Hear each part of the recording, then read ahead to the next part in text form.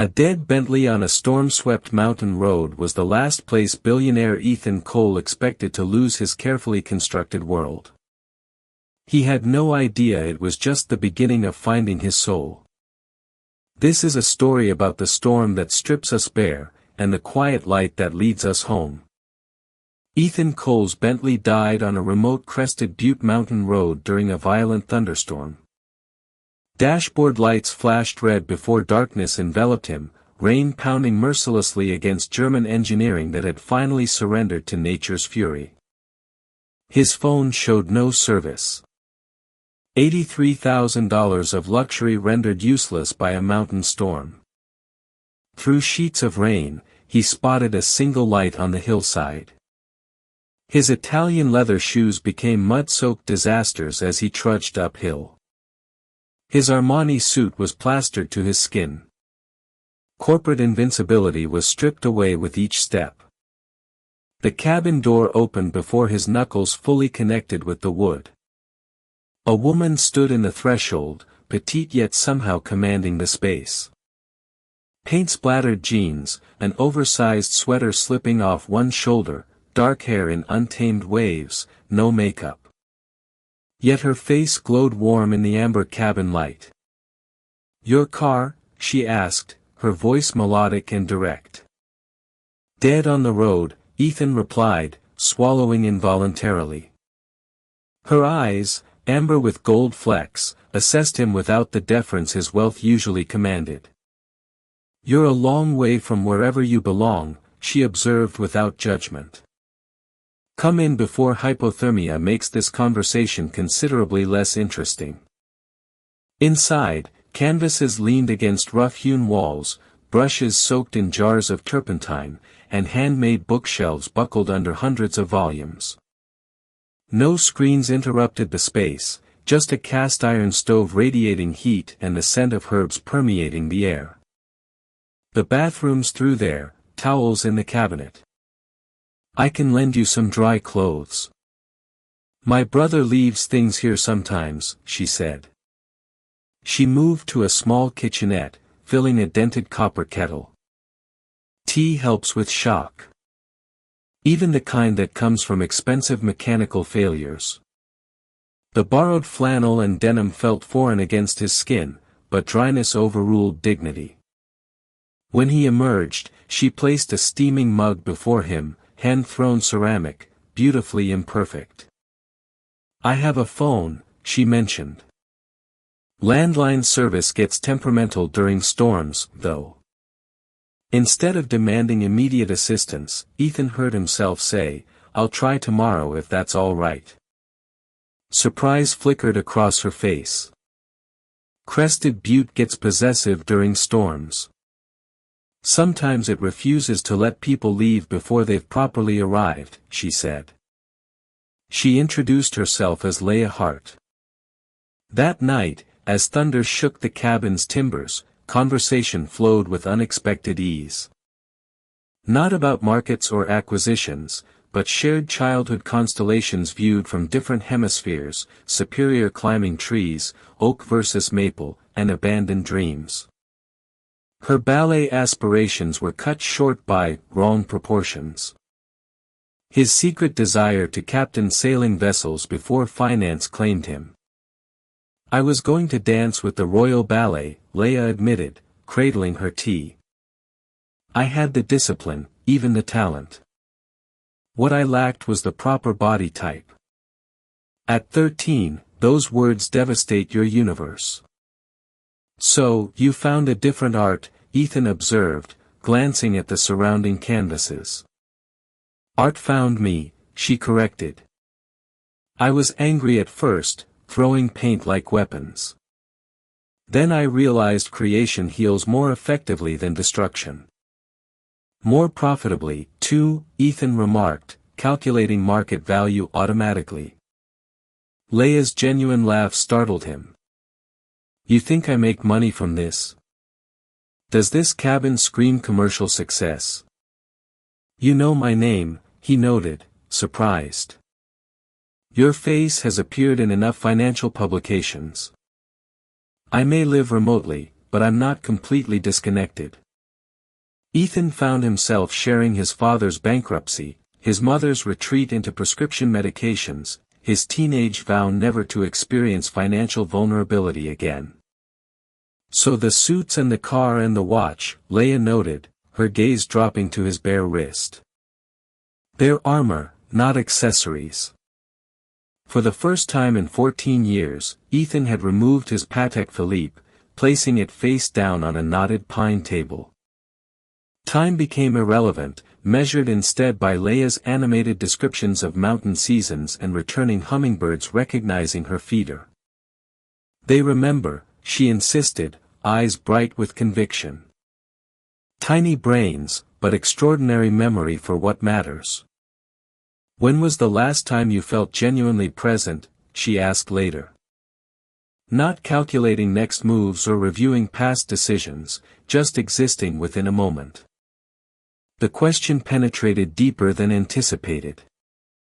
Ethan searched recent memory and found only strategic interactions, business dinners serving specific purposes, sexual encounters without emotional connection, even vacations scheduled with meticulous efficiency. I can't recall, he admitted honestly, surprising himself. Then consider this storm a cosmic intervention, Leia suggested, adding wood to the stove. As midnight approached, she transformed her sofa into a bed, layering blankets with stories. One was hand-stitched by her grandmother during cancer treatments. Another was bartered from a local shepherd for painting his daughter's portrait. Most people buy bedding at department stores, Ethan observed. Most people miss the comfort of sleeping beneath stories, Leia countered. These blankets have witnessed birth, death, survival. They carry more than warmth. As she turned to leave, Ethan caught her wrist, their first physical contact. Her pulse fluttered beneath his fingers. Thank you, he said simply. For shelter, for conversation without agenda. Leia's expression softened. We all need sanctuary occasionally, Ethan. Even those who build fortresses around themselves. That night, Ethan dreamed not of markets or mergers, but of amber eyes that saw him, perhaps for the first time since childhood, as simply human. Morning arrived with crystalline mountain sunshine. Leia already worked at her easel, brush strokes transforming blank canvas into vibrant emotion. Ethan observed silently, reluctant to interrupt her flow. In boardrooms, he commanded immediate attention. Here, in borrowed clothes with sleep-tousled hair, he felt strangely invisible and unexpectedly comfortable with that temporary insignificance. Coffee is hot, mugs above the sink, she eventually said without breaking rhythm.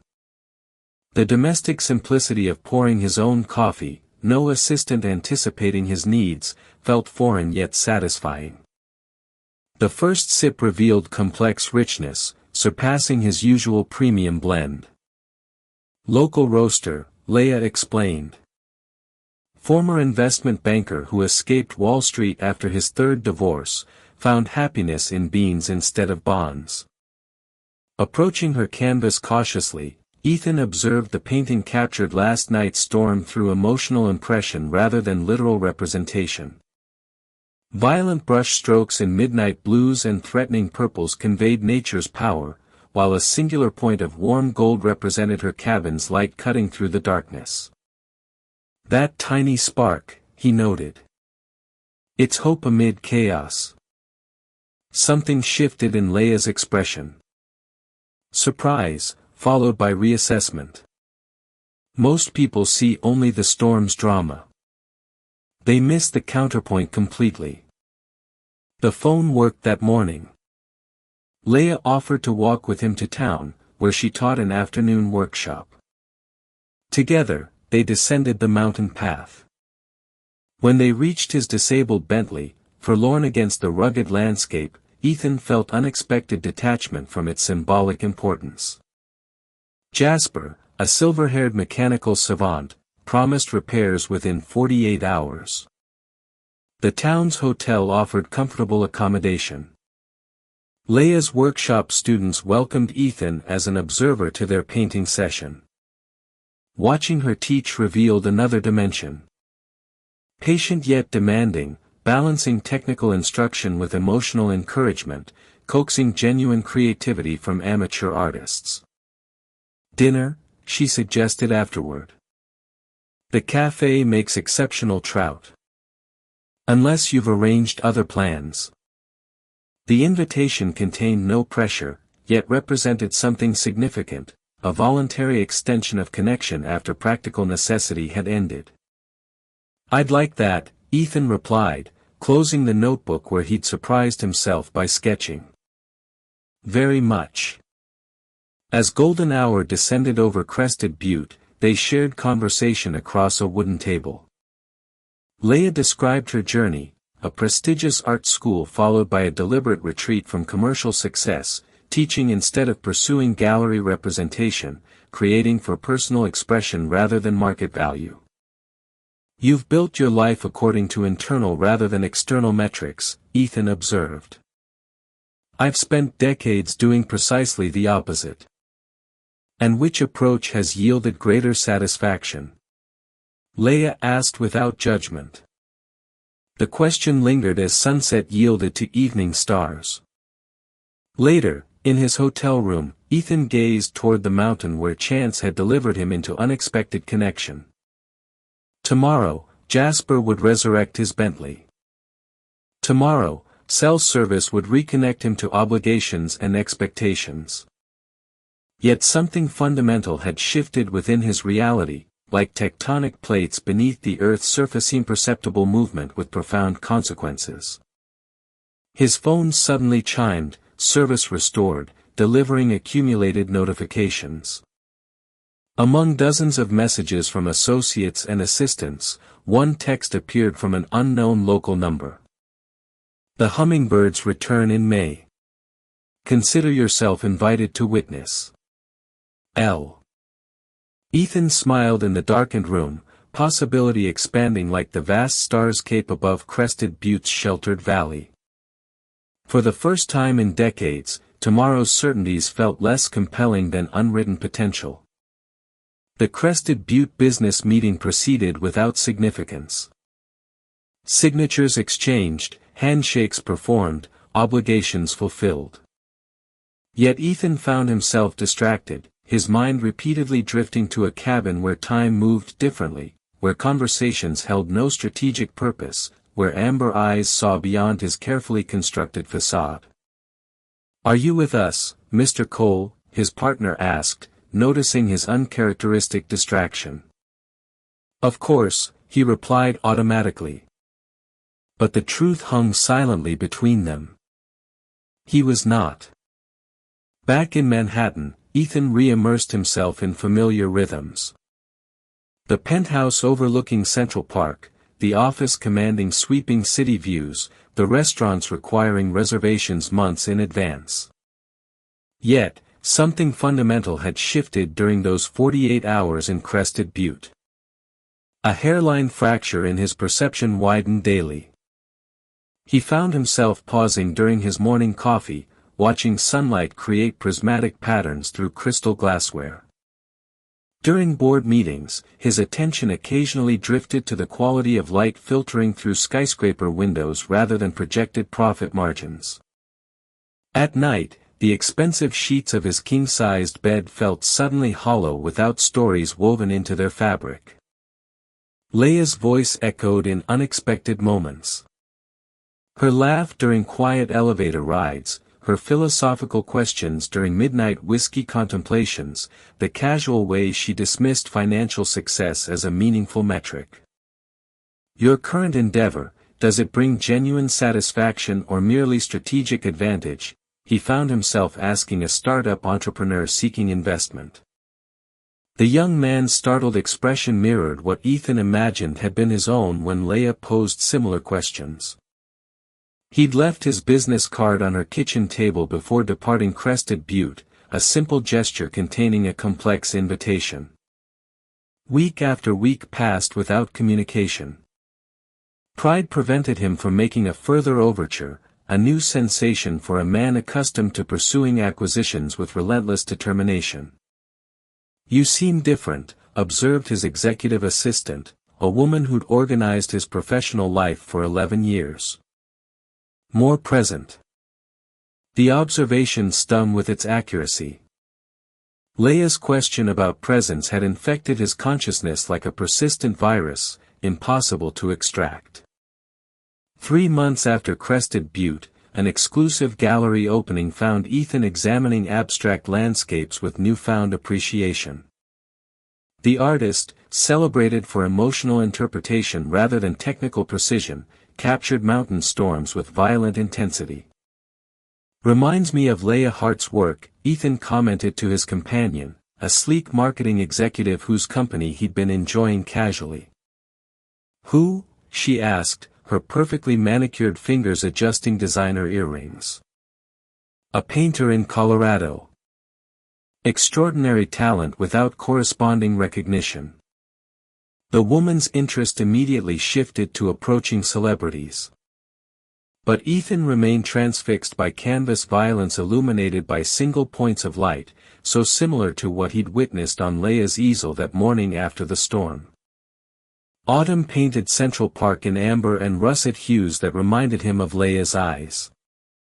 Winter descended with crystalline precision, transforming Manhattan into a monochromatic elegance that echoed the Crested Butte landscape. Spring arrived, bearing whispers of renewal. May approached the month of returning hummingbirds. The invitation embedded in Leia's text message pulsed with increasing urgency as the calendar advanced. Ethan found himself standing in his office on a radiant spring morning, gazing across Manhattan's jagged skyline while his financial advisor droned about diversification strategies. "Cancel everything for the next week," he announced abruptly, turning from the window with sudden decision. "Sir," the advisor blinked in confusion. "The Shanghai merger requires." "Others can handle it," Ethan interrupted, surprised at his own words rippling through him. "Something more important requires my attention." Hours later, his private jet cut through pristine skies toward Colorado. Unlike his previous journey, no business obligations justified this trip. No meetings required physical presence, only an inexplicable gravity pulling him back to a mountain cabin and its enigmatic occupant. The Bentley, fully repaired and shipped back to New York months earlier, remained garaged. Instead, Ethan rented a modest SUV better suited to mountain terrain. The vehicle felt strangely appropriate. Its utilitarian design matched his deliberate casual attire: jeans and a button-down shirt, no tie, no cufflinks, no armor. This time he walked the mile from town rather than driving directly to her cabin. The path wound through a spring-awakened forest, wildflowers emerging from winter dormancy, birdsong replacing storm thunder. With each step, Manhattan's rigid demands receded further into irrelevance. The cabin appeared exactly as memory preserved it, weathered wood harmonizing with its natural surroundings rather than dominating them. Smoke curled from the chimney despite the warm afternoon temperatures. The porch held 2 mismatched chairs where previously there had been none. Standing before her door felt simultaneously familiar and foreign known territory, yet fraught with new uncertainty. Ethan hesitated before knocking, unfamiliar nervousness constricting his throat. What explanation could possibly justify his unannounced appearance? What words could bridge 6 months of silence? Before he could retreat, the door opened. Leia stood barefoot on the threshold, paintbrush in hand, overalls spattered with fresh color. Her hair, slightly longer than he remembered, was carelessly gathered in a messy knot atop her head. No makeup adorned her features, yet her skin glowed with health and vibrancy. Recognition surprised her eyes, and something unidentifiable flashed across her expression.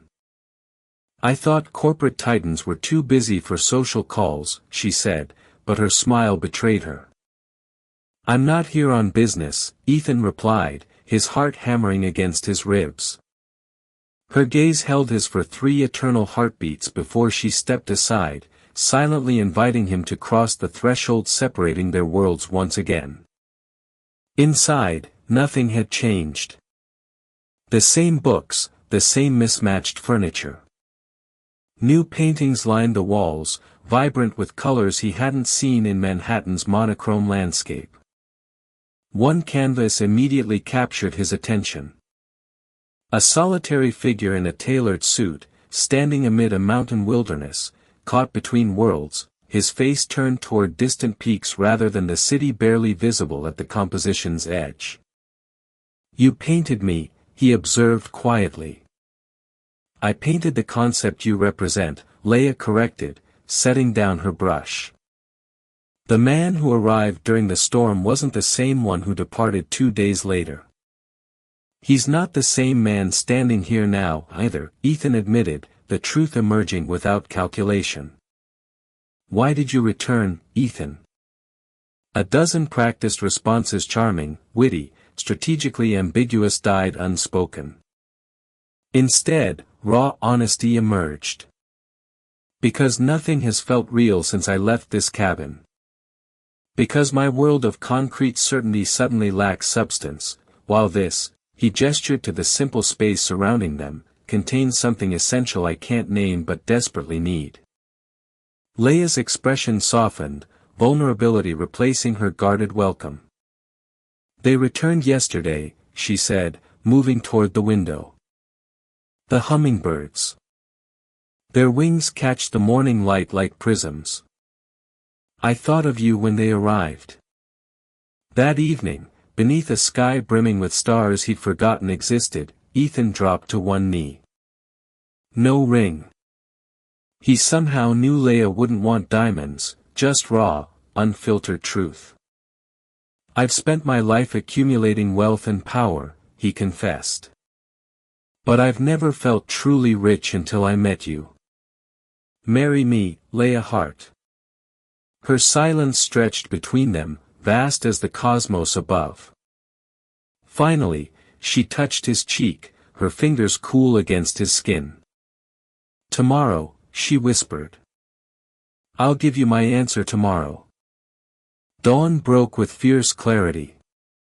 Mountain air, crystalline and unforgiving in its purity. Ethan woke on Leia's sofa, the same makeshift bed from their first encounter, to find her already absent from the cabin. Through the window, he spotted her silhouette on the porch, painting with violent intensity as sunrise ignited the landscape. He watched, transfixed, as her brush moved with almost brutal precision, stabbing, sweeping, caressing the canvas in turns.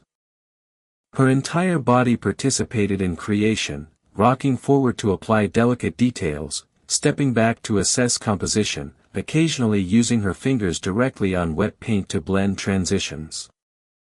This wasn't calculated art. This was visceral communication. Silently, Ethan prepared coffee, the domestic action feeling strangely natural despite its novelty.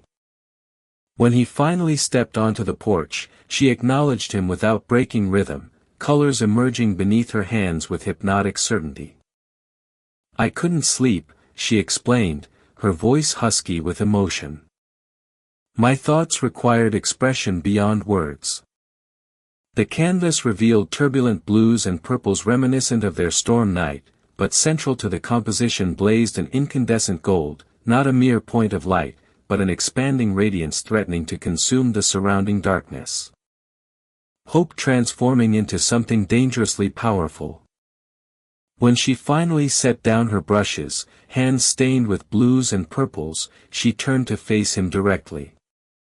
Her expression conveyed neither joy nor rejection, only profound consideration. I've lived alone since I was 20, she began, accepting the coffee mug he offered. Not from lack of opportunity, but choice. My art demands solitude, or so I believed. Ethan waited, recognizing the weight of her words deserved patient silence. The night you arrived, drenched and disoriented, something changed. For weeks after you left, I couldn't paint. Nothing felt authentic anymore. She met his gaze directly, unflinching. You disrupted my world, Ethan Cole. I intended to, he admitted, surprising himself with the confession. Did you? Or did something larger than both of us orchestrate that storm, that car failure, that moment of chance? The question hung between them, impossible to answer, yet essential to acknowledge. Leia sat down, her mug cradled and fingers still stained with creative evidence. I've watched people surrender to passion before. It burns hot, then extinguishes when confronted with routine existence. What you're offering isn't just marriage. It's a collision between worlds that operate on fundamentally different principles. You fear I'll pull you into mine, Ethan observed. I fear we'll destroy each other trying to merge incompatible realities, she corrected. Your world measures value in acquisition and influence, mine in authentic expression and internal peace. The businessman in Ethan wanted to counter with logical arguments, strategic compromises. Instead, he found himself asking, what would make it possible, Leia? Her gaze intensified, searching for deception or manipulation in his expression and finding none. Is that a genuine question or a negotiation tactic? It's recognition that what I want most cannot be purchased or acquired through conventional means, he replied, unprecedented vulnerability coding each word. Tell me your conditions, Leia. Not so I can strategize around them, but so I can understand what truly matters to you. She circled the porch, considering his request with the same deliberate attention she gave her creative work. Finally, she stopped directly before him, close enough that he could see individual gold flecks in her amber irises. I don't need your money or status. I need your presence. Romantic nights beneath these stars, mornings tangled in sheets, conversations that last until dawn. Her voice hardened with sudden intensity. Promise me your time, your actual undivided attention, and I'll say yes. The businessman in him wanted to negotiate what time constituted presence, which days required physical proximity, what exceptions might apply during critical business periods. But the man, the actual human beneath tailored suits and strategic calculations, simply nodded. You have my word, he vowed, understanding instinctively that any attempt to quantify or qualify would betray the essence of her request. Something shifted in Leia's expression, weariness yielding to cautious acceptance, then blooming into something more profound. Her paint-stained hand rose to his cheek, leaving faint blue impressions against his skin, a primal marking more significant than any wedding band.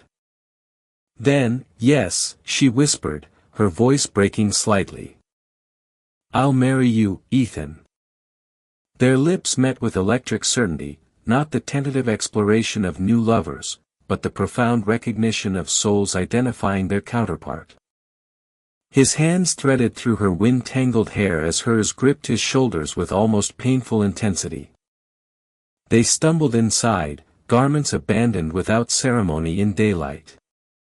Their bodies revealed contrasting truths, his bearing the pampered perfection of expensive fitness regimens and dietary precision. Hers marked with the authentic history of a creative existence. A scar along her thigh from a climbing accident, calluses on her fingers from paintbrushes and carpentry, the slight asymmetry of her collarbone broken during childhood and healed imperfectly. Ethan mapped these physical narratives with reverent attention. His fingers traced the slight curve of her abdomen, soft and human rather than sculpted into artificial perfection. His lips discovered the sensitive hollow behind her ear that made her breath catch and release in vulnerable surrender. You see me, she gasped against his shoulder, the simple observation containing profound revelation. Not what I represent or symbolize. Just me. Their union transcended physical pleasure, embodying the merging of disparate worlds they had intellectually questioned. Her sighs mixed with the mountain breeze drifting through open windows. They moved together like waves against a shore. Inevitable, powerful, perfect. Afterward, watching sunlight paint golden patterns across her bare shoulder, Ethan understood why poets wrote of love. For the first time in his meticulously planned existence, tomorrow's concerns held no power over tonight's joy. What happens now? Leia asked without lifting her head from his chest, her heartbeat still synchronizing with his. Whatever we decide, he replied, fingers tracing lazy patterns along her spine. We write our own rules. She raised herself on one elbow to study his face, searching for insincerity and finding none. Even if those rules defy conventional expectations. Especially then, Ethan confirmed, surprising himself with how completely he meant it. The conventional path led me to every success except the one that actually matters. Leia's smile, radiant with unhidden emotion, transformed her features from merely beautiful to transcendent. Then we begin our greatest creative collaboration, she declared. A life designed by choice rather than obligation. As late afternoon sunlight filtered through cabin windows, casting their entwined forms in amber illumination, Ethan experienced a sensation he'd forgotten existed. Absolute contentment, uncomplicated by acquisition or achievement. In that moment of perfect stillness, he finally understood what he'd been unconsciously seeking beneath the relentless pursuit of empire. Not power, not validation, not even success. Simply this, authentic connection that rendered external measurements meaningless. For 2 years, Ethan maintained a delicate balance between worlds that had never been designed to intersect. Weekdays commanding boardrooms in tailored Armani. Weekends lost in Leia's embrace, wearing faded denim. The dichotomy both exhausted and exhilarated him.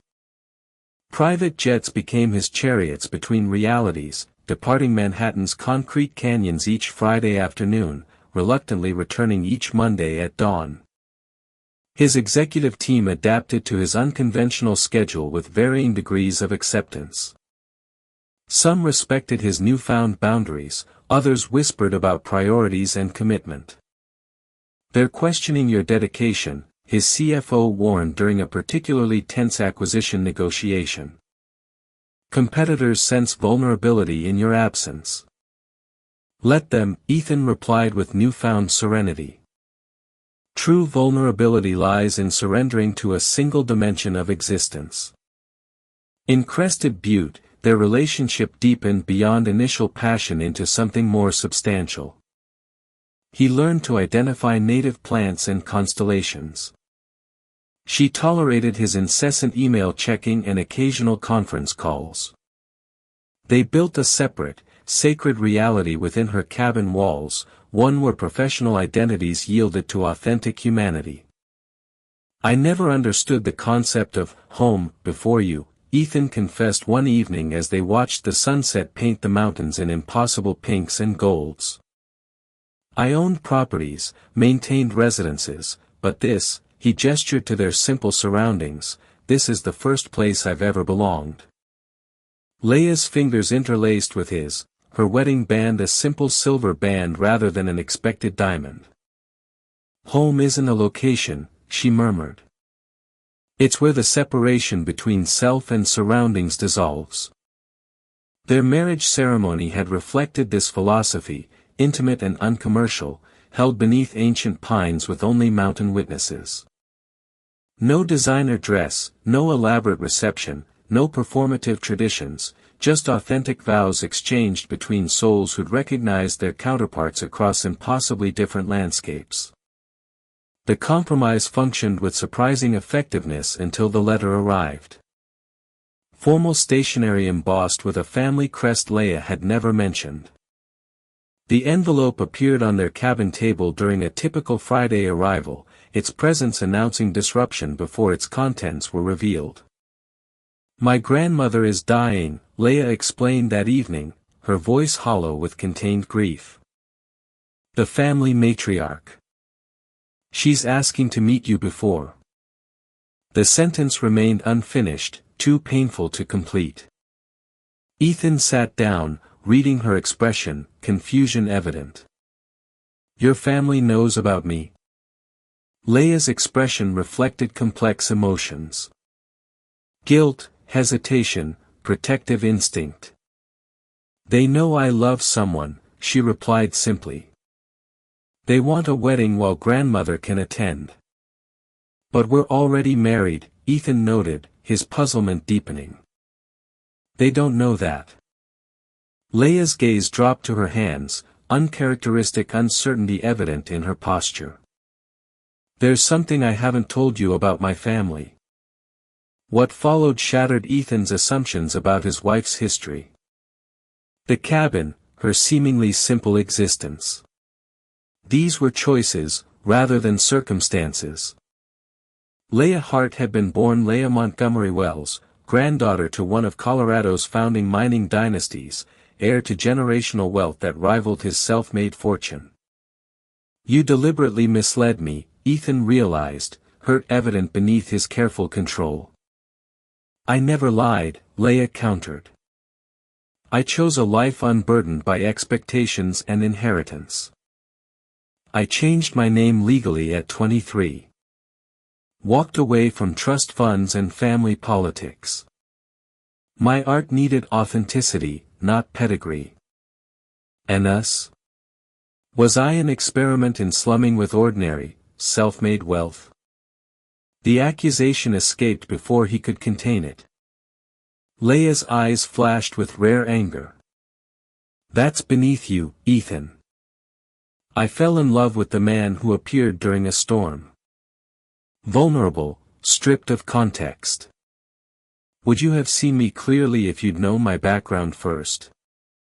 The question penetrated his defensive reaction, forcing uncomfortable honesty. "Probably not," he admitted. "I'd have approached you strategically, calculating advantages and connections." Her expression softened. "Exactly. As I'd have evaluated your portfolio and influence had we met through family connections. We found each other as humans first, without biographical contamination." Understanding gradually replaced hurt as Ethan recognized the gift in her omission. "Your grandmother. She's important to you." "She supported my escape from family expectations," Leia explained. "Funded my art education secretly when my parents refused. Respected my need for independence even when she couldn't fully comprehend it." Her voice broke slightly. "She's the only one who never tried to force me back into their world." That night, watching Leia sleep, Ethan made the hardest decision of his life. For her, he would sacrifice anything, even the company he'd built from nothing. His fingers traced gentle patterns across her bare shoulder, memorizing the texture of her skin bathed in moonlight. "Whatever you need," he whispered to her sleeping form. "However you need it." Their wedding unfolded at the Montgomery Wells estate, a sprawling historic property nestled within private mountain acreage. Leia's relatives, educated, cultured, and startlingly similar to Ethan's social circle, welcomed him with knowing smiles and calculating assessments. The irony wasn't lost on him. He'd fallen in love with a woman deliberately escaping the exact world he'd spent his life struggling to enter. She'd finally found someone worthy, her grandmother whispered during the reception, her frail hands clasping his with surprising strength. The elderly woman's eyes, the same striking amber as Leia's, held wisdom accumulated across 9 decades. "Take care with her heart. It breaks only once." "I'll protect it with everything I possess," Ethan vowed, the promise transcending polite social interaction. "Not by possessing," the old woman corrected with startling perception. By releasing.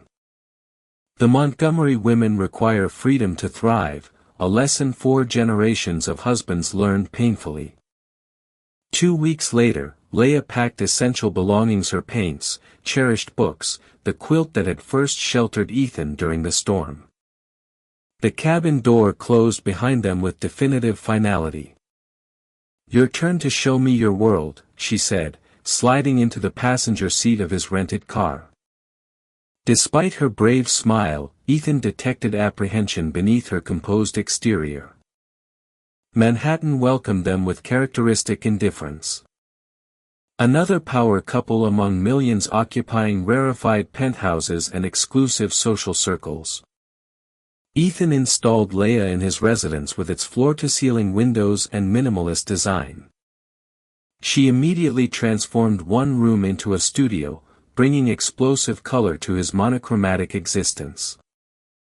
For 8 blissful weeks, they explored the city together. Quiet museums on weekday mornings, hidden restaurants with renowned chefs, Central Park at dawn when joggers outnumbered tourists. Ethan showed her every beautiful secret New York offered beyond the obvious commercial attractions. Leah approached his world with characteristic openness. Neither intimidated by wealth nor impressed by status symbols, she challenged his colleagues' assumptions during dinner parties, questioned investment priorities during casual conversations, and introduced uncomfortable ethical considerations into previously straightforward business discussions. "Your wife is certainly unique," commented his board chairman after a particularly pointed exchange about the environmental impact of recent acquisitions. "Precisely why I married her," Ethan replied with genuine pride. But beneath their apparent adaptation lurked warning signs neither acknowledged. Leah's paintings darkened in tone and theme. Urban claustrophobia replacing mountain expansiveness. Ethan's once compartmentalized schedule began bleeding across boundaries. Urgent calls interrupting weekend intimacy. Critical meetings requiring a gradual extension of their Manhattan residency. Then, reality intruded with unforgiving absolutism. A hostile takeover threatened everything Ethan had built. Emergency board meetings replaced romantic dinners. Late-night strategy sessions consumed weekends once reserved for Leah's embrace. "It's temporary," he promised, kissing her goodbye before another dawn departure. "Just until we stabilize." The lie wasn't intentional. He believed his own reassurance, even as market realities contradicted it. Leah nodded, understanding, her expression carefully neutral as another weekend yielded to corporate crisis. Alone in their penthouse, surrounded by luxury that suddenly felt hollow without shared experience to animate it, she turned to her canvas, the only truth she could still access amid a growing disconnection. Her brush moved with violent certainty across the blank expanse, colors darker than she'd used in years emerging beneath deliberate strokes. The painting took shape without conscious planning, a solitary figure standing between two landscapes. Facing an impossible choice between worlds that refused integration. As moonlight washed across Manhattan's glittering skyline, Leah confronted the emerging truth her art revealed before her conscious mind could accept it. Some chasms, despite love's sincere intention, remained fundamentally uncrossable. The merger appeared without warning. A hostile takeover threatening everything Ethan had built. Emergency board meetings replaced romantic dinners. Late-night strategy sessions consumed weekends once reserved for Leah's embrace. "It's temporary," he promised, kissing her goodbye before another dawn departure. "Just until we stabilize." Leah nodded, understanding. At first, she explored museums alone, started a new painting series, and wrote long letters to her grandmother. But days stretched to weeks, and weeks to months. Ethan arrived home after midnight, exhausted and preoccupied. His mind was never fully present, even when physically beside her. One evening, she found him asleep on the sofa, still in his suit. Financial reports were scattered across the imported marble. She removed his shoes, loosened his tie, and placed a blanket over his exhausted form. His phone buzzed incessantly with notifications. The screen revealed 17 missed calls and 42 unread messages. "I'm losing you," she whispered to his sleeping form. "Not to another woman or even to failure, but to the very success you've pursued relentlessly." Their first serious argument erupted 3 months into the crisis after Ethan cancelled their anniversary plans, a weekend retreat to Vermont's autumn splendor, for an emergency investor meeting. "You promised me your time," Leia reminded him, her voice trembling with restraint as she stood in their bedroom doorway. "Not your leftovers after work consumes everything meaningful." Ethan looked up from packing his briefcase, fatigue etched into features once animated by passion. "This isn't a hobby I can reschedule," he snapped, immediately regretting his tone but too exhausted to moderate it. "Thousands of jobs, including mine, depend on my decisions right now." "And what about us? What about your promise?" Her question carried no accusation, only a profound sadness that penetrated his defensive irritation. Ethan crossed the room, reaching for her hands, which she did not withdraw but left limp within his grasp. "Leia, please understand, once this crisis passes." "There will be another," she interrupted with quiet certainty. "There's always another crisis, another deal, another obligation more urgent than connection." "That's unfair," he countered, defensive anger rising. "I've restructured my entire professional existence to accommodate our relationship." Something flashed in Leia's eyes. Not anger, but disappointment, more devastating than rage. "Accommodate," she repeated, the word hanging between them. "As if loving me is an inconvenience requiring scheduling adjustments rather than the central purpose you claimed it to be." "That's not what I meant." "It's precisely what you meant," Leia corrected. "Your words reveal your true priorities when exhaustion strips away polite pretense." That night, attempting reconciliation, Ethan reached for her in bed. His lips sought hers with desperation born of guilt and desire. His hands traced familiar paths across her body, seeking the connection that had always transcended verbal misunderstanding. Leia turned away, creating inches of separation that felt like uncrossable chasms. "Don't," she whispered, the single syllable breaking with emotion. "Not when you're already planning tomorrow's meeting in your mind." Her rejection, gentle but firm, cut deeper than anger would have. Because she was right. Even in their most intimate moments, his thoughts drifted to spreadsheets and stock projections, contingency plans and market strategies. Weeks passed in cold politeness. Professional necessity kept Ethan locked in 16-hour workdays, while Leia retreated into artistic isolation within their shared space.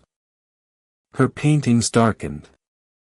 Once vibrant canvases were now dominated by stormy grays and midnight blues, shadowy figures trapped between worlds that refused integration. Ethan noticed but said nothing, afraid acknowledgement might shatter their fragile détente.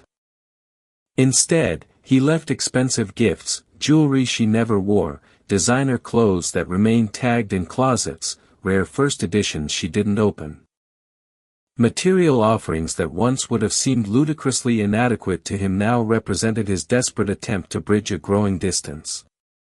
Then came the Tokyo crisis, a key component of their defensive strategy against the hostile takeover. 3 weeks abroad, minimum. "Come with me," he suggested half-heartedly, already knowing her answer. "And do what?" Leia asked, arms crossed as she leaned against the doorframe of her studio, paint staining her fingers, the blue marking her wedding band like a competing claim. "Watch you work from a different hotel room?" "No, thank you." The distance between them, physical, emotional, philosophical, expanded with each passing day of separation. Ethan found himself standing in Tokyo skyscrapers, gazing across foreign skylines while negotiating complex financial maneuvers by day and lying awake in luxury hotels by night. The irony wasn't lost on him. He'd achieved his greatest professional success precisely when his personal life began unraveling. During the third week of separation, a text message appeared at what was midnight in Manhattan. Your world requires constant vigilance. Mine requires genuine presence. I don't think either of us can sustain the compromise anymore. The 11-hour time difference prevented an immediate response.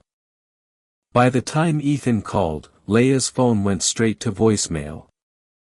His messages remained unread. Emails unanswered. When he returned, jet-lagged but triumphant, having salvaged the deal and neutralized the takeover threat, their penthouse felt different immediately. Something fundamental had shifted in the atmosphere. Molecules rearranged in his absence. Leia's paintings were missing from the walls. Her clothes were absent from their shared closet. The studio door stood open, supplies packed in orderly boxes. She sat waiting on their balcony, her expression unreadable against the Manhattan skyline she'd never fully embraced. Her hair, longer now than when they'd met, caught the sunset light with golden highlights that reminded him painfully of that first morning in her cabin. I want a divorce, she said simply. The words carried no anger, only finality. I won't be an afterthought in my own marriage. Ethan felt the world tilt beneath him, a sensation entirely foreign to a man whose existence had been built on calculated certainty. Leia, please. The crisis is resolved now. We can return to. To what? She interrupted, rising from her chair to face him directly. To scheduled intimacy between acquisitions. To passion postponed until markets close. To conversations interrupted by urgent calls. Her voice remained steady despite the devastation of her words. I've watched you check your phone during sunsets, Ethan. I've felt your mind wander during lovemaking. I've seen your attention fragment during conversations that once consumed you completely. I can change, he insisted, reaching for her hands, which she permitted him to hold, one last connection before separation. Now that the company's secure. This isn't about your company, Leia interrupted with gentle precision. It's about capacity. Your soul requires achievement to breathe. Mine requires presence. Her thumb brushed across his knuckles in a tender farewell. We were magnificent, Ethan. But magnificence that cannot be sustained becomes merely a painful memory. Don't do this, he whispered, unfamiliar desperation constricting his throat. Give me another chance. One real chance. Now that the external pressure has lifted. Something softened in Leia's expression. Not reconsideration, but compassion. The pressure hasn't lifted, my love. It simply transforms. There will always be another deal, another challenge, another mountain requiring conquest. Her fingers slipped from his grasp as she stepped back. I can't compete with your fundamental nature any more than you could contain mine. Where will you go? He asked, professional composure shattered by personal devastation. Back to what's real, she replied simply. Back to mountains that remain when markets fall. Back to art that requires no quarterly projections to justify its existence. Ethan watched her gather the few remaining possessions, her grandmother's silver hairbrush, a small wooden box containing river stones collected during their early hikes, the first sketch he'd made of her sleeping form. You're not taking your paintings, he observed, noting the canvases still stacked against the studio wall. They belong to this chapter, Leia replied without turning. To this version of us. Let them remind you that beauty emerged even amid misaligned purpose. At the door, she paused, not with uncertainty, but with a final offering. I never regretted loving you, Ethan, even knowing this outcome. I would choose that storm again, that failed car, that night of revelation. Some magnificence justifies its eventual cost. The door closed with quiet finality rather than a dramatic slam. Ethan remained frozen, unable to pursue or protest. Something fundamental in her departure demanded respect rather than resistance. That night, alone in their designer bed that suddenly felt vast and empty, Ethan faced the truth her absence revealed. He had achieved everything he'd ever pursued professionally: market dominance, financial security, industry respect, while losing the only thing that had ever transformed success from achievement into meaning. Outside the floor-to-ceiling windows, Manhattan continued its relentless rhythm, lights blinking across skyscrapers, traffic flowing through grid streets, commerce proceeding with mechanical indifference to individual pain. The empire he built stood intact, more secure than ever after surviving the attempted hostile takeover. Yet the emperor himself sat hollow in his high tower, surrounded by conquered territory that suddenly held no significance whatsoever. The divorce proceedings lasted longer than their marriage. Ethan offered generous settlements. Leia refused them all. She wanted nothing from him. Not alimony, not property, not even the expensive jewelry he'd given her. I just want out, she told her lawyer while Ethan listened, his heart constricting. A clean break. Her attorney, a sharp-eyed woman with impeccable credentials, seemed perplexed by her client's refusal of entitled assets. Ms. Hart, you're legally entitled to significant compensation, the lawyer insisted during mediation. Your husband's net worth increased substantially during your marriage. I contributed nothing to that increase, Leia replied with characteristic directness, and I have no interest in resources I didn't earn. The law doesn't require. I'm not concerned with legal entitlements, Leia interrupted. Only moral ones. Across the polished conference table, Ethan watched the exchange with complex emotions churning beneath his carefully maintained professional facade. Pride in her integrity competed with frustration at her stubborn refusal of the security he desperately wanted to provide. At least take the cabin, he suggested, speaking directly to her for the first time in weeks. I purchased it when the previous owners listed it. It's yours. No strings attached. Surprise flickered across Leia's features, quickly replaced by something harder. You bought my home without telling me? While they were still married, Ethan hadn't anticipated her reaction: anger where he'd expected gratitude. I wanted to protect what mattered to you, he explained, belatedly recognizing his misstep. By secretly acquiring it? By assuming ownership of my sacred space without consultation? Each question emerged with increasing intensity. That cabin represented my independence, Ethan. My deliberate choice of simplicity over inheritance, and you converted it into just another asset in your portfolio.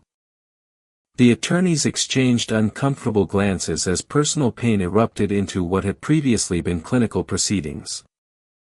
I meant it as protection, Ethan insisted. The owners were selling regardless. I thought you'd want. You thought, Leia interrupted with devastating quietness. But you never asked. That's been our fundamental problem all along. The divorce finalized with sterile signatures. No assets transferred, no ongoing entanglements, a complete separation legally executed with the same clinical efficiency that characterized all of Ethan's business dealings. He tried reaching her afterward. Calls, messages, even flowers delivered to her newly rented Brooklyn apartment. The building doorman confirmed delivery. No acknowledgement ever came. His emails received automatic replies. This address is no longer monitored. Please direct all communication through legal representatives. Leia remained resolute in her silence, a void more painful than active rejection. At least anger would have confirmed a continued emotional connection. This absolute absence suggested something far worse, complete indifference. Ethan threw himself into work with renewed intensity. 80-hour weeks became 100-hour marathons. His company expanded internationally, new acquisitions in emerging markets, diversification into technology sectors, strategic partnerships with former competitors. Forbes featured him on its cover, the Ice King of Wall Street, How Tragedy Transformed Triumph. The journalist, young, ambitious, and inadequately researched, had attempted to explore personal dimensions during their interview. Some sources suggest your divorce sparked this professional renaissance. Would you say personal loss fueled your remarkable business expansion? Next question. Ethan had replied with such arctic finality that the remainder of the interview focused exclusively on market strategies and economic projections. The article noted his ruthless efficiency and emotionless decision-making, never mentioning the warmth that had briefly thawed his heart, nor the devastating frost that had reclaimed it after Leia's departure. Colleagues who had witnessed his temporary transformation commented privately on his regression to hyper-focused intensity, more extreme than before, as if compensating for a momentary weakness. It's like watching someone deliberately freeze their own heart, his CFO remarked to the board chairman after a particularly brutal restructuring meeting. Medically fascinating, but humanly tragic. For 3 years, Ethan attempted contact on significant dates, her birthday, their anniversary, holidays. The messages grew increasingly minimal, from initial paragraphs of explanation and apology to eventual single lines acknowledging continued regard. No responses ever came. She's living in Colorado again, his private investigator reported during their annual update, the only personal indulgence Ethan permitted himself. Teaching at a small arts college in Boulder. Exhibitions in regional galleries. Modest success. Minimal digital footprint. Is she alone? The question escaped before professional detachment could suppress it. The investigator hesitated. She maintains private boundaries effectively, sir. No conclusive evidence of romantic entanglements, but absence of evidence isn't evidence of absence, Ethan completed automatically. Understood. Something prevented him from visiting Crested Butte personally, from driving past her former cabin which remained vacant after he'd gifted it to a conservation trust or appearing at one of her exhibitions. Pride perhaps, or the fear of confirmation that some wounds never heal, that certain bridges, once burned, cannot be reconstructed. Then his father died suddenly, unexpectedly. A heart attack on the golf course at his Florida retirement community. The man who had instilled Ethan's relentless work ethic through both example and expectation collapsed between the 7th and 8th holes. Economic theories about market efficiency, his final spoken words, according to his shocked playing partners. The funeral gathered family Ethan barely recognized, offering condolences that felt hollow against his complicated grief. He'd provided generously for his father's retirement, yet visited infrequently. Their relationship had centered primarily on professional achievement rather than personal connection, a pattern whose consequences now emerged with painful clarity. After the service, sorting through his father's study at the executor's request, Ethan discovered a letter addressed to him in familiar handwriting, Leia's. His father, ever the secret keeper, had apparently maintained correspondence with his ex-daughter-in-law after their separation. The envelope remained sealed, dated 18 months prior. Ethan's hands trembled uncharacteristically as he opened it, professional composure shattering at this unexpected connection to the woman whose absence defined his existence more profoundly than her presence once had. The letter contained no dramatic revelations or emotional declarations, just simple updates about her life. A new series of paintings exploring mountain seasons. A teaching position at a local art center. Her grandmother's passing, peaceful, surrounded by family. Occasional references to conversations apparently shared with his father during earlier correspondence. Then, near the conclusion, one sentence that changed everything. I still dream about the storm that brought him to my door. 10 words. No elaborate profession of continued feeling. No invitation for reconnection. Just a quiet acknowledgement that memories remained intact despite deliberate separation. For 2 days, Ethan sat with this knowledge, turning it over like a stone in his palm, examining facets, testing its weight, considering implications. Then he made arrangements with characteristic decisiveness. Indefinite leave of absence delegated to his executive team. Power of attorney assigned to his most trusted advisor. Personal matters requiring immediate attention. His board chairman, the only person who had witnessed his brief transformation during his marriage, recognized the significance immediately. You're going to Colorado, he stated rather than asked. I'm addressing unfinished business, Ethan replied, neither confirming nor denying.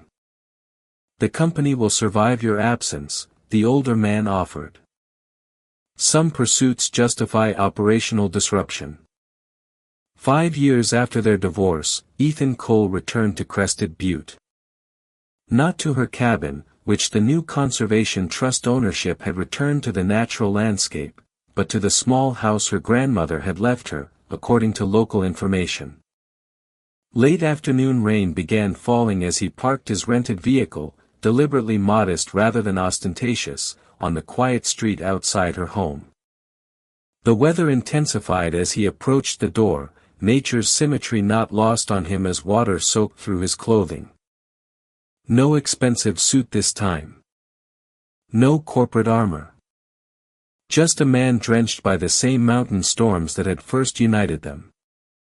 He stood motionless for several minutes, water plastering his silver-streaked hair against his forehead, courage momentarily failing despite countless high-stakes negotiations navigated with unwavering confidence.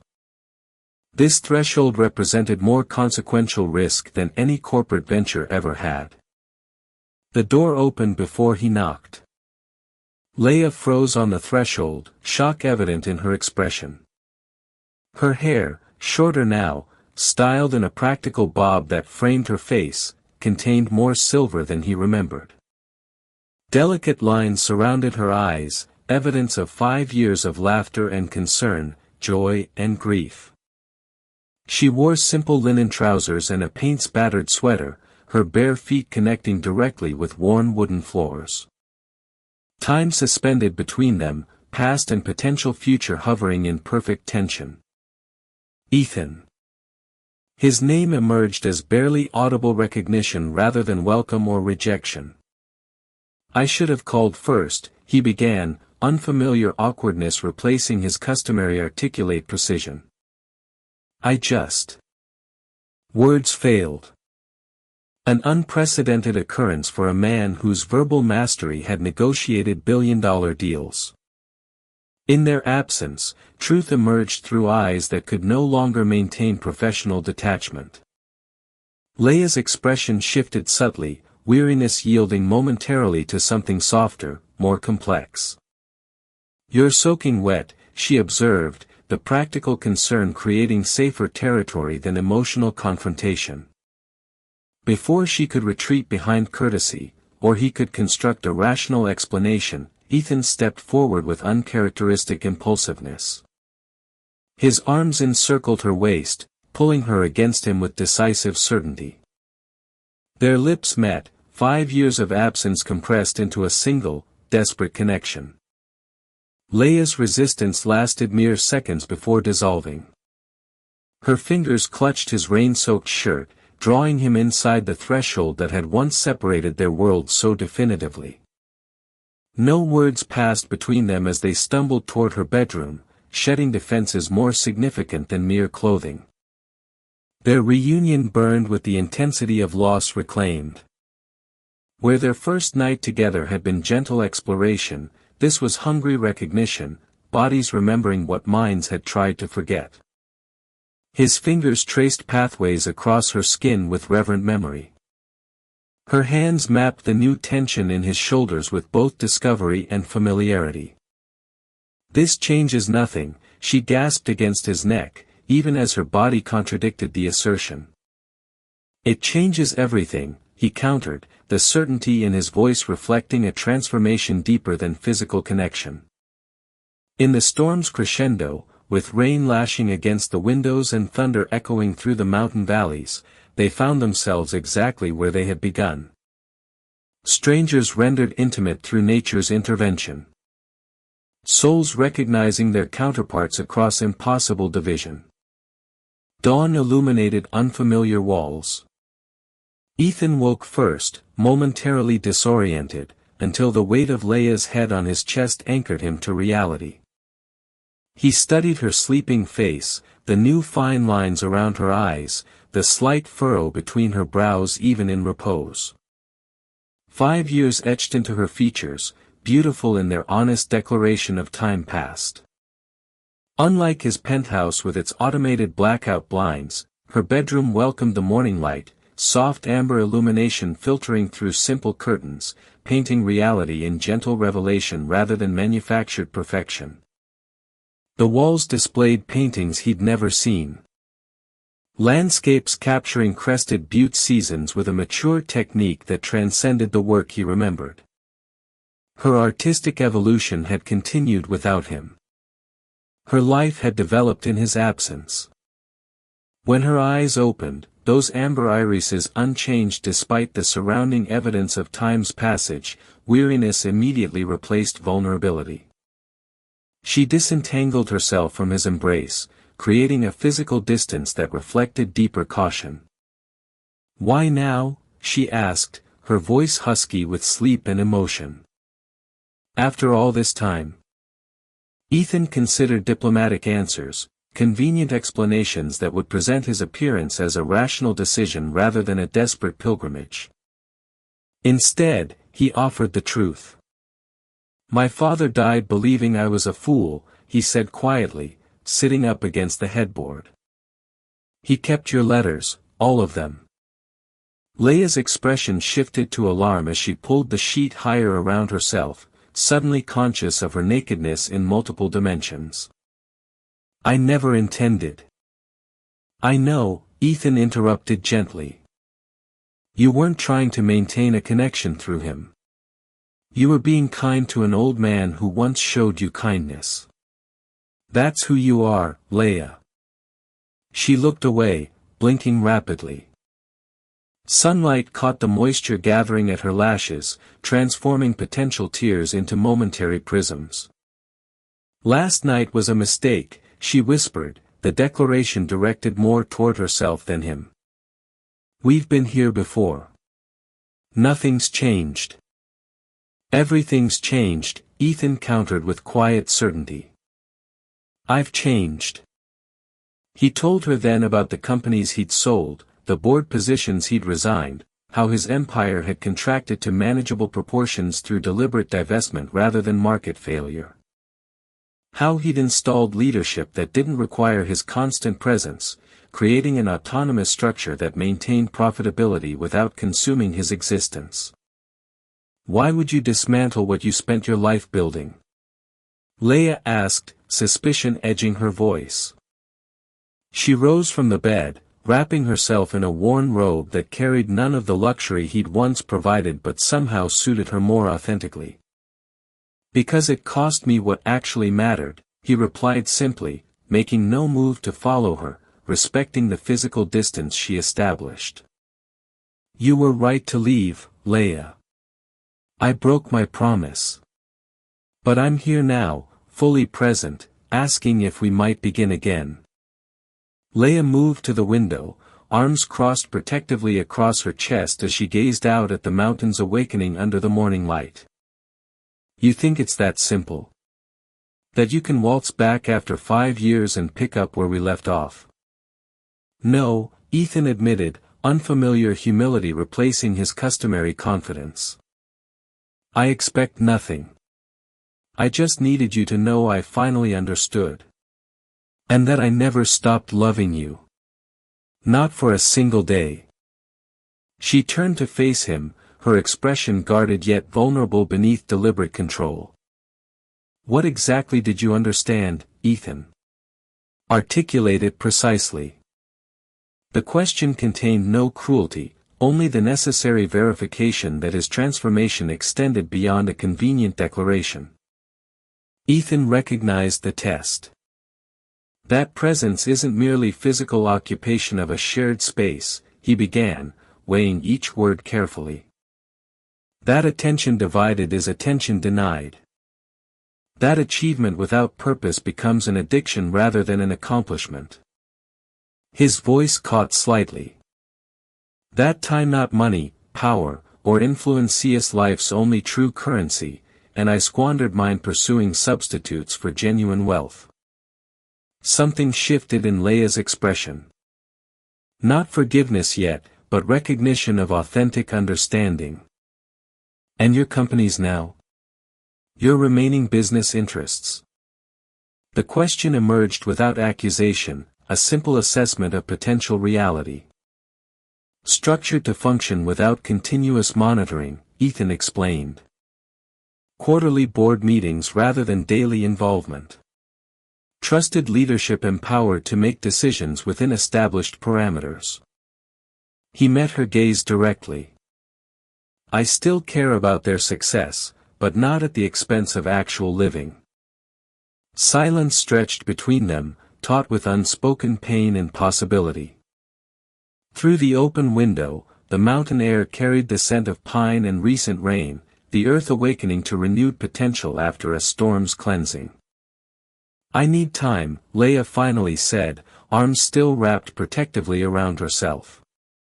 This isn't a fairy tale where one passionate night erases years of hurt. What you're suggesting isn't reconciliation, it's resurrection. Dead things don't revive easily, Ethan. He nodded, accepting her boundary without protest. Rising from the bed, he gathered his scattered clothing from the floor, evidence of passion's temporary victory over caution. Unlike their previous partings, no expensive suit required straightening, no corporate armor needed reinstallation, just jeans and a cotton shirt, simple garments reflecting a simplified existence. I've taken a house in town, he said, not approaching her, despite the desire to bridge the physical distance between them. I'll be there when. If. You want to talk.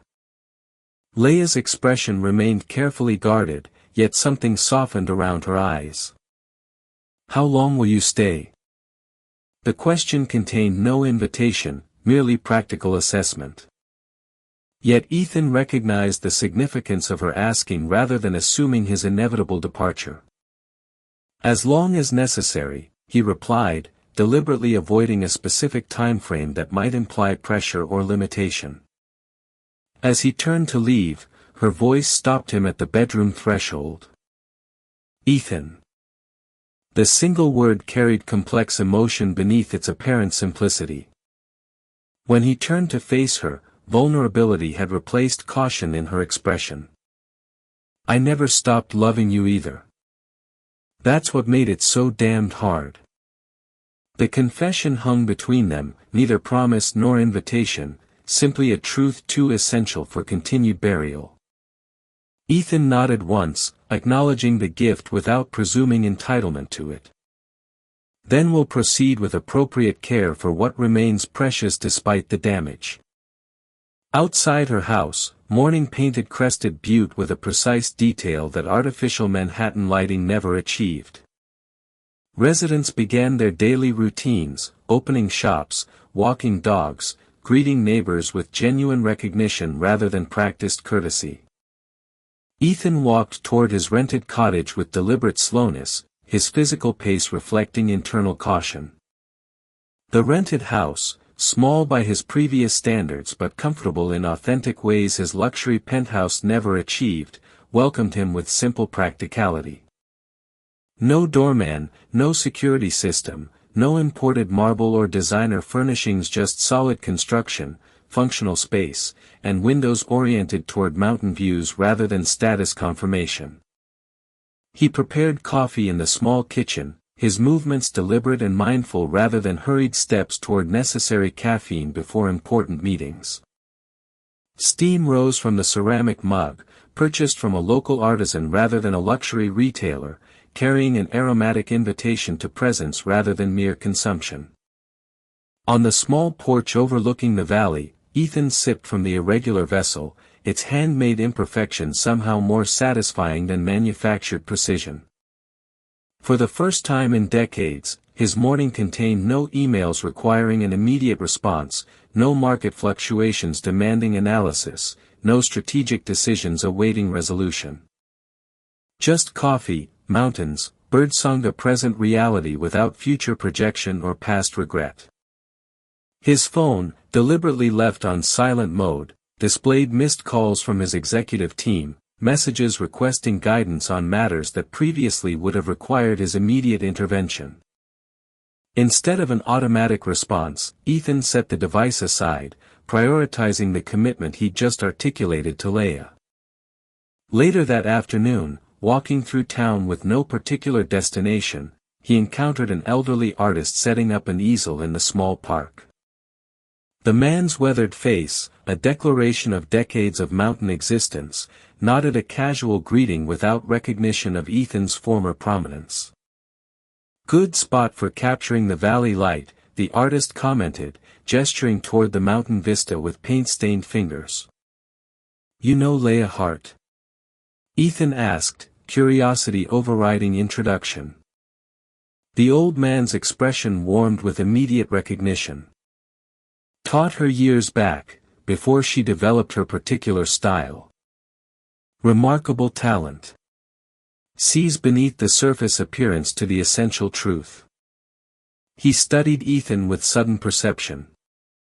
"You're him, aren't you? The husband from back east." "Ex-husband," Ethan corrected automatically, the designation painful despite its technical accuracy. The artist continued, arranging brushes with deliberate precision. "Labels matter less than reality. You look at Crested Butte the way she paints it, searching for something beyond the mere landscape." The observation, casually delivered yet remarkably perceptive, accompanied Ethan through his remaining afternoon wanderings. By evening, returning to his rented cottage, a decision crystallized with uncharacteristic certainty, not driven by strategic calculation. For the first time in his adult life, Ethan Cole would simply wait, allowing natural development rather than orchestrating a desired outcome. Whether hours, days, weeks, or forever, he would remain present in Crested Butte without pressuring Leia toward reconciliation. Some damaged treasures required patient restoration rather than immediate reclamation. Some fractured connections needed gentle tending rather than forceful rejoining. The businessman who once demanded immediate results had finally learned timing's essential role in matters transcending mere transaction. As sunset painted the mountains in impossible hues, Ethan began unpacking his minimal luggage, placing clothing in drawers, arranging toiletries in the bathroom, transforming temporary accommodation into an intentional dwelling. The symbolic gesture represented a deeper commitment than any verbal declaration. He would remain, not in desperate pursuit, but in patient presence, available without demanding, offering without expecting, loving without requiring reciprocation, however long it took. That night, as mountain darkness descended with primal certainty, his phone illuminated with an unexpected message. "Breakfast tomorrow. 8 a.m. at Morning Brew. No promises beyond coffee." L. Simple words. A limited invitation. An essential beginning. Years melted into a beautiful collage of shared seasons. Their home on the mountain, once just a blueprint of hope, now stood as a testament to their love, a structure of glass and stone, light and shadow, built not on compromise, but on mutual celebration. One late summer evening, a familiar storm rolled in, its thunder a gentle echo of the tempest that had first thrown them together. Leia stood at her easel in the grand studio they had designed, not with the furious energy of her past, but with a serene, knowing grace. Ethan watched her from the doorway, a mug of coffee warming his hands, his heart full. He no longer saw schedules or obligations, he saw the curve of her neck, the focused intensity in her amber eyes, the way a stray strand of silver hair caught the light. He saw his entire world. She turned, sensing his gaze, a soft smile playing on her lips. Thinking about the first time, she asked, her voice a low murmur against the drumming rain. I'm thinking, he said, walking over to wrap his arms around her from behind, that I am the wealthiest man alive. He rested his chin on her shoulder, looking at the canvas. It was another storm, but this one was different. The colors weren't violent blues and purples, but a rich tapestry of deep indigos and soft lavenders, with a steady, golden light that didn't just pierce the darkness, but harmonized with it. It wasn't a painting of chaos, it was a painting of peace. It's finished, Leia whispered, laying her paint-stained hand over his. Their story, once a tale of two worlds colliding, had become a single, beautiful landscape. It wasn't a fairy tale of sacrifice, but a real-life lesson in transformation, a testament to the idea that true love doesn't ask you to give up who you are, but inspires you to become the best version of yourself. Their legacy wouldn't be found in financial reports or museum plaques, but in the quiet moments, the shared sunrises, and the unwavering belief that even after the most violent storm, the sun will always find a way to shine again, brighter and more beautiful than before. If this story of love and second chances resonated with you, we would love to hear your thoughts in the comments below. For more soulful narratives, don't forget to like this video and subscribe to our channel. Thank you for watching, and have a wonderful day.